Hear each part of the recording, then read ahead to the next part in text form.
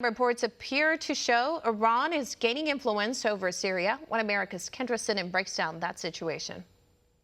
Syria joins Iran in demanding the U.S. withdraw troops from Syria. The comments were made at a press conference Monday in Damascus with the defense chiefs of Iran, Iraq, and Syria, highlighting Tehran's influence in the region even as the U.S. is trying to isolate Iran. The Syrian defense minister claimed the U.S. presence in the country is illegitimate. The Americans will leave Syria, as they left other places, because this is an illegitimate presence and is rejected, no matter what the justifications are. Syria has confirmed the necessity of the withdrawal of these forces. It is a force of occupation and forms a violation of the country's sovereignty. His comments come as the Pentagon pushes back on reports the U.S. plans to leave 1,000 troops in Syria after ISIS is defeated. Since the U.S. is already planning to withdraw troops from Syria in the coming months, it is unknown if the minister's comments will change that timetable. Meantime, Damascus also issued a threat to U.S. allies in eastern Syria, the very same allies working to defeat the last ISIS stronghold in the country.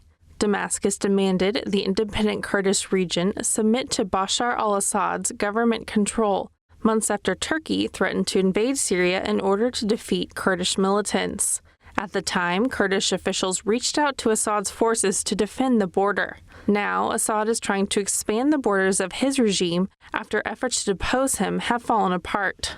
He controls about 60% of the country, while the Kurdish region accounts for another 30%. The defense minister pledged those areas will come under government control. The only card remaining in the hands of the Americans and their allies is the SDF, and will be dealt with through the two methods used by the Syrian state: national reconciliation or the liberation of the areas that they control through force. In the past, Kurdish rule was protected by the West, but with the U.S. set on withdrawing, the Kurds will be vulnerable once again to attacks from Turkey and Syria.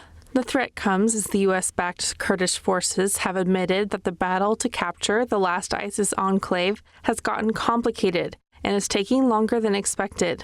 I think it is hard to estimate when it is going to be over. We are facing several difficulties regarding the operations. The big number of mines and explosive devices planted by ISIS, and the existence of tunnels and hideouts used by ISIS beneath the ground. While outright battles are largely over, peace in Syria is a distant hope.